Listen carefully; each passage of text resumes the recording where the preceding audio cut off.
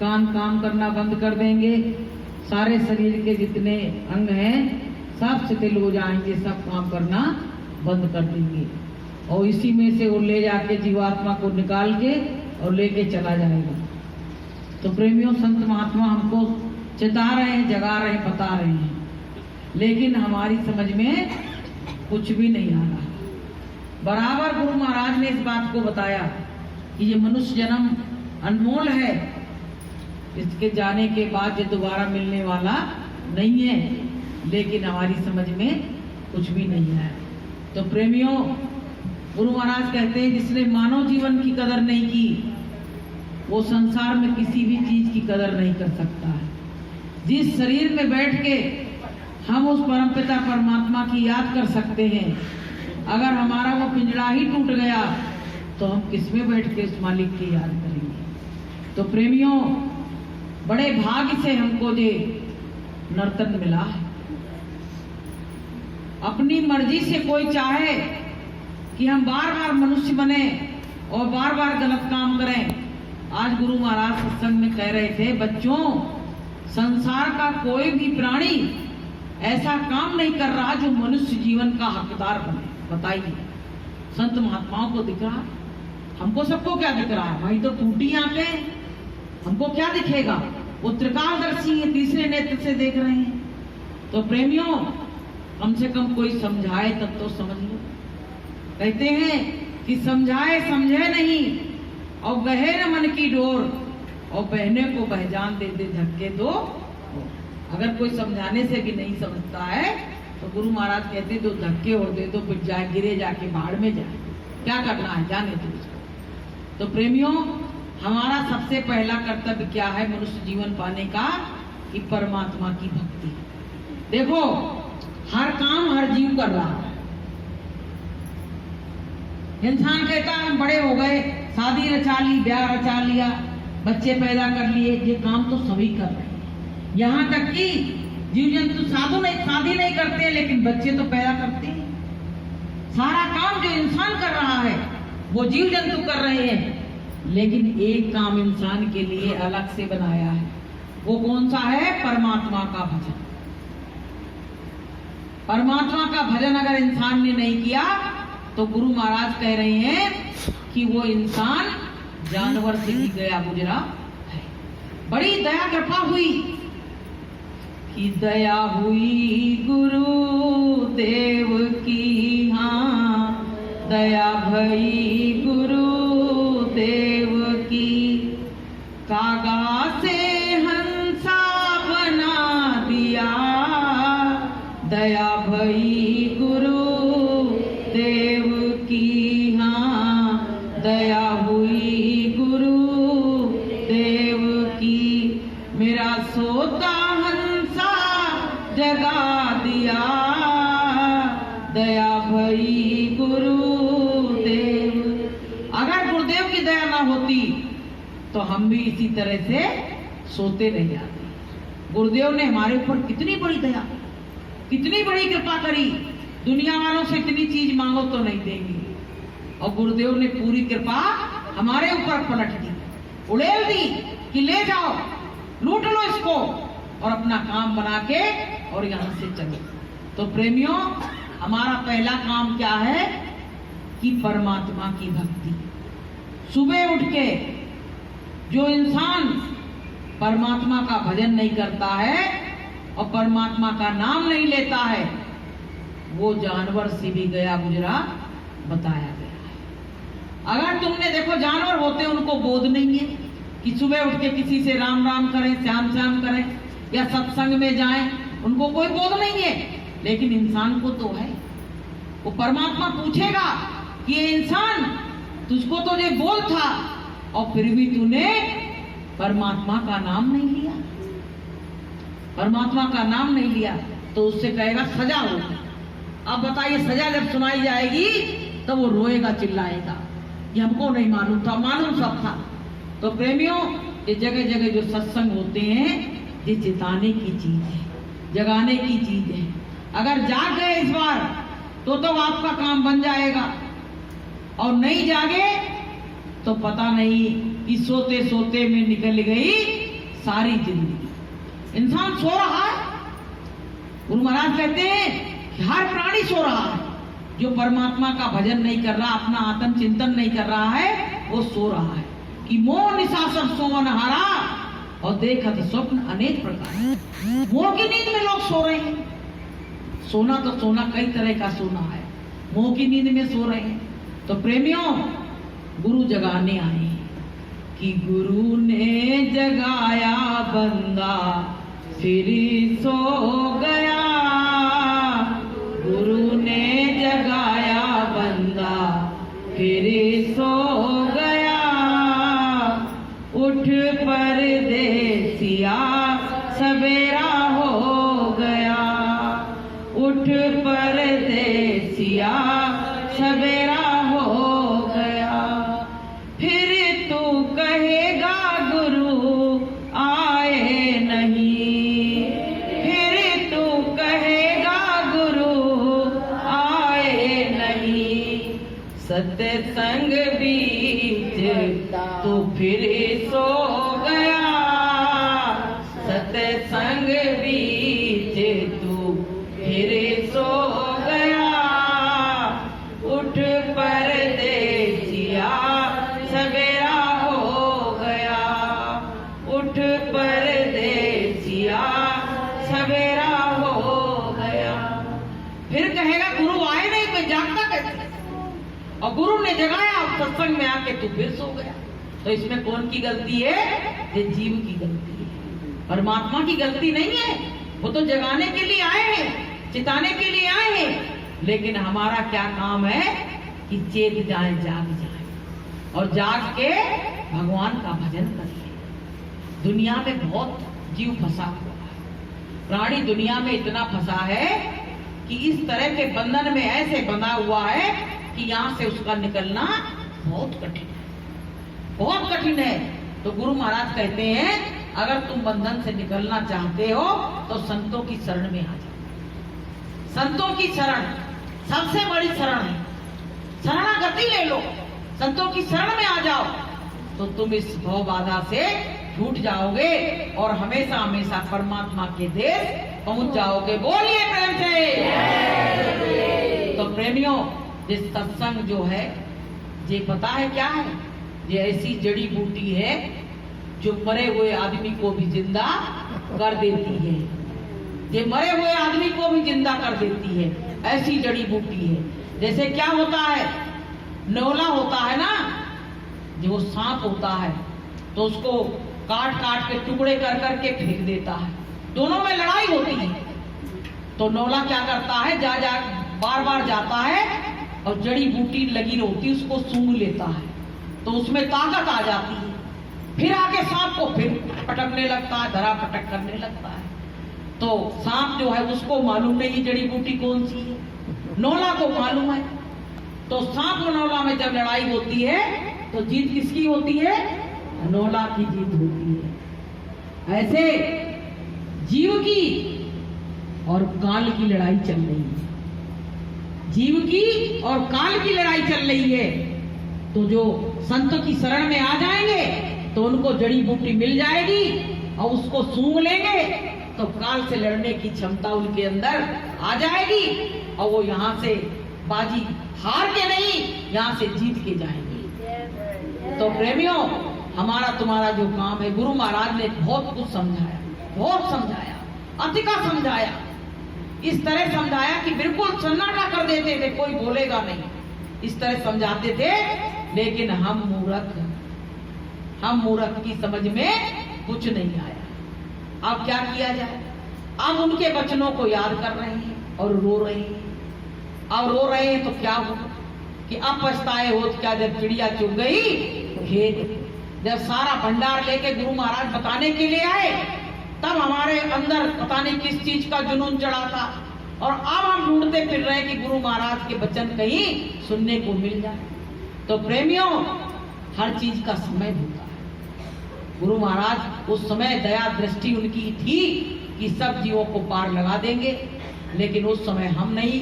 जब वो बता रहे थे तो हम नहीं सुन रहे थे और अब हम कह रहे हैं गुरु महाराज सुना दे तो गुरु जी नहीं सुन रहे, तो कैसे काम होगा? तो प्रेमियों, ये किराए का मकान हमको थोड़े दिन के लिए मिला है। तमाम सत्संगी दुनिया छोड़ के जा रहे हैं। तमाम लोग जो क्या कहते थे कि मैं सतयुग देख के जाऊंगा, लेकिन सतयुग नहीं देख पाए जा रहे हैं, क्योंकि ये तो डोर किसी और के हाथ में है। ये काल भगवान के हाथ में है, ये सांसें उसी ने गिन के दी है, तो उसमें दयाल कुछ नहीं कर सकता है। प्रकृति के विधान में दयाल बिल्कुल भी अड़बंगा नहीं लगाता है। एक बार बताते हैं कि बच्चे खेल रहे थे, तो एक बच्चे की उसी में खेलते खेलते में मृत्यु हो गई। तो वो संत का लड़का था, उसको भी पावर था, तो उसने बच्चे से पता क्या कहा कि पहले उठ के मेरे संग मेरी बारी, जो आपकी बारी आई उसको खेल ले और उसके बाद मर जाना। इतनी बात जैसे उसको हाथ लगाया तो वो उठ के बैठ गया, जिंदा हो गया। अब वो जाके उसे अपने पिता से बताई। पिता ने कहा तुमने ये क्या कर दिया, तुमने प्रकृति के विधान को तोड़ दिया, अब तो या तो तुमको मरना पड़ेगा और या हमको मरना पड़ेगा, तुमने प्रकृति का विधान तोड़ दिया। बोले आप क्या किया जाए? तो कहने लगे पिताजी गलती तो मुझसे हुई है, तो मैं ही मरा जा रहा। तो बताइए संत के लड़के को मरना पड़ा क्योंकि प्रकृति का विधान तोड़ा। तो इसीलिए संत महात्मा जो होते हैं, लोग कहते हैं ना गुरु महाराज ने कुछ नहीं किया। अब तो गुरु महाराज क्या है, उसमें समाज सुधार कर सकते हैं, लेकिन अगर मौत आ गई है तो मौत को गुरु महाराज नहीं टालेंगे, तुम्हारी आत्मा की संभाल करेंगे, लेकिन उसको टालेंगे नहीं। कि ये घड़ी हरगिज न टाली जाएगी, एक घड़ी हरगिज न टाली जाएगी, बिन मुहूर्त के उठा ली जाएगी, बिन मुहूर्त के उठा ली जाएगी। जब तेरी डोली निकाली जाएगी, जब तेरी डोली निकाली जाएगी, बिन मुहूर्त के उठा ली जाएगी। बिना मुहूर्त के डोलियां उठ रही हैं। भाई शादी की डोली उठाने के लिए मुहूर्त की जरूरत पड़ी थी, लेकिन ये आखिरी जो डोली उठ रही है विदाई की, उसमें हमको किसी मुहूर्त की जरूरत नहीं। कोई पंडित आज तक नहीं बता पाया कि कब तुम्हारी मृत्यु होगी और कब तू दुनिया में आएगा, आज तक कोई नहीं बता पाया। तो प्रेमियों, ये बहुत गूढ़ रहस्य है, ये बहुत गूढ़ रहस्य है, इसको जानना। गुरु महाराज क्या कहते हैं, तुम अपना काम करो, जो तुमको काम दे दिया उसको करो। अगर तुम सब में फंसे तो तुम्हारी गति वही सांप छछूंदर जैसी होगी, तुम ना यहाँ के रह जाओगे और ना तुम वहां के रह जाओगे। बहुत लोग बड़े ज्ञानी होते हैं, कहते हैं कौवा जैसा देखा ना कौवा, तो कहते हैं हम तो सब कुछ प्राप्त करके ही रहेंगे, लेकिन अज्ञानी बन के अगर गुरु के दरबार में गए ना तो आपकी जीत हो जाएगी, और ज्ञानी बन के गए तो फिर गोता खा जा। ज्ञानी बन के जो जाता है वो गोता खा जाता है। वो पता कौन सा दर्जा लेना चाहता है, गुरु का ही दर्जा लेना चाहता है कि जैसे गुरु को ज्ञान है उतना ही ज्ञान मेरे अंदर प्रकट हो गया है। तो प्रेमियों, हमको तुमको कहा गया कि चतुराई चौपट करे और ज्ञानी गोता खाए, और भोले भाले शिष्य को तुरते गुरु मिल जाए। हमको जो हमारी चतुराई है ना, वो हमको चौपट कर देती है। तो प्रेमियों, हम अगर अच्छे हैं तो हमारे लिए संसार के सभी प्राणी अच्छे हैं, और अगर हमारे अंदर खराबी है तो हम चाहे जहां जाके रहने लगे, हमको कभी सुकून और शांति मिलने वाली नहीं है। ये जीव हर समय अशांत रहता है। इतने लोग बैठे हैं, कोई कह दे हमको शांति है, अंदर से हर वक्त आदमी अशांत रहता है, क्योंकि इसमें आत्मा परमात्मा का अंश बैठी हुई है और उसके मन का काम नहीं हो रहा है, इसलिए वो अशांत रहती है, अशांत रहती है। एक बार क्या हुआ, एक कौवा बड़ी दूर से जल्दी जल्दी भग भग के कांव कांव कांव कांव करता आ रहा, और उधर से कोयल आ रही थी। तो कोयल ने कहा, भाई क्या बात हो गई, तू बड़ा घबराया हुआ है। अरे बोले कोयल बहन उधर मत जाना। कल किधर? बोले जिधर से मैं आ रहा हूं। बोले उधर क्या हो गया? बोले वहां तो ईंट पत्थर चल रहे हैं, बोले लोग मार रहे पत्थर उठा उठा के, तभी मैं भगता चला आया। तो कोयल बोली कि मैं तो अभी वहीं से आई हूं, मुझको तो किसी ने नहीं मारा। अब तुम्हारे ऐसी क्या बात हो गई? बोले कौवा भैया तुम्हारी एक बात सुनो। बोले कौन सी बात? बोले तुमने अपने स्वभाव को बदला कि नहीं बदला? तू वैसे ही कांव कांव कांव कांव करता घूमता है। बोले स्वभाव मैंने नहीं बदला, ना मैं बदलूंगा। तो कोयल ने कहा कि स्वभाव नहीं बदलोगे तो इसी तरह से पत्थर और वो तुम्हारे ऊपर चलेंगे। अगर तुमने अपना स्वभाव नहीं बदला तो तुम चाहे जैसी जगह चले जाना, तुम्हारे ऊपर ईंट और पत्थर तो पड़ेंगे ही पड़ेंगे।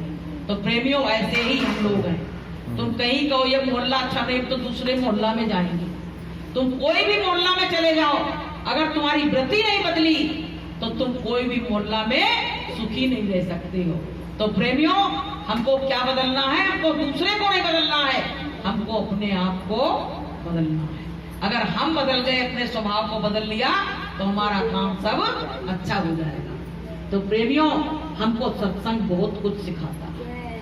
सत्संग में जब पता है हमको जीवन जीने की कला कहाँ आती है? सत्संग में आती है। जीवन जीना अगर किसी को सीखना है तो सत्संग में आए, और सत्संग में आने से हमको प्रतिदिन हमको नई बातें मिलती हैं और हमारा जीवन अच्छा बनता चला जाता है।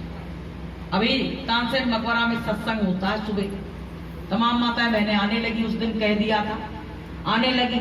हम तो सबसे फिर हाथ जोड़ के कहेंगे कि अगर सुबह का समय आपको आध पौन घंटा का समय अगर आप दे सकते हो तो सुबह आओ, बड़ा आनंद आता है, बड़ा आनंद आता है। इतना यहाँ आनंद नहीं आ रहा है जितना वहां पार्क में बैठ के सत्संग होता है, बिना माइक के, बिना व्यवस्था के, सब जमीन में बैठे हैं और फिर भी वहां अच्छा लग रहा है। तो प्रेमियों जहां भी कुछ मिले लपक के पकड़ लो। क्या पता कि ये जीवन तो जाने वाला है, पता नहीं कौन से समय में ये जीवन चला जाए।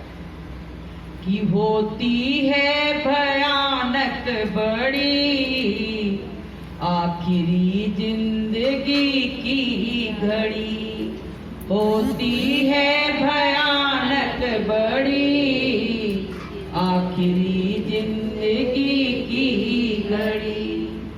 मौत देखे न छोटा बड़ा, इंसान सोचे भला ना बुरा। मौत देखे न छोटा बड़ा, इंसान सोचे भला ना बुरा। सबके सिर पे है मौत खड़ी आखिरी जिंदगी की घड़ी। सबके सिर पे है मौत खड़ी आखिरी जिंदगी की घड़ी। होती है भयानक बड़ी आखिरी जिंदगी की घड़ी। मौत का दुख सबको सता है। ये पूजा पाठ काहे के लिए हो रहे हैं? कि भैया मौत से बच जाएंगे। मौत से नहीं बचोगे, अगर तुमने अच्छा जतन कर लिया तो तुम्हारी मौत अच्छी हो जाएगी। मौत अच्छी हो जाएगी। मौत से बचने वाले नहीं हो। मौत तो आएगी, कि सतगुरु कहे मानना मान, मौत तो आएगी मना, और तेरी हीरा जैसी काया तो जल जाएगी। तो प्रेमियों इस काया से कितना प्रेम, बहुत प्रेम करते इस काया से। लेकिन इस काया ने सबसे ज्यादा दगेबाज कोई चीज है संसार में तो पता कौन सी है? ये हमारा शरीर है। सबसे धोखेबाज। कितना प्रेम किया, इसको बढ़िया ठंडक में रखा, अच्छे अच्छे कपड़े पहनाए, इसको जो अच्छा लगा वो खिलाया पिलाया, लेकिन ये हमको छोड़ के और इसमें से निकल के प्राण चले गए। किसी ने कहा है कि तज दिए प्राण तो काया कैसे रोई। जब ये तजे प्राण निकले इसके अंदर से तो काया रोने लगी कि तू इतना निर्मोही हो गया कि इसमें से निकलते समय मुझसे ये भी नहीं पूछा कि तुझको कोई कष्ट होगा, तू बीच मझधार में मुझको छोड़ के चला गया। तो प्रेमियों, सब असार संसार, ये क्या है? नश्वर। गुरु महाराज ने कहा सेमर का फूल देखा है? सेमर का फूल जो होता है तो जब उसमें फल आना होता है तो बड़ा लाल हो जाता है, और फिर क्या होता है?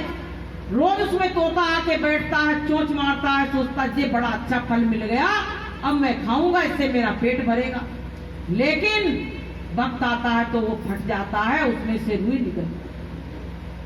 जैसे रुई निकलती है फिर रोने लगता है, कहने लगता है अरे भैया, मैंने तो इसमें आशा लगाई थी कि कुछ खाने को मिलेगा और इसमें से तो रुई निकल गई। ये संसार फूल सेमर का, देखत इसे लुभा।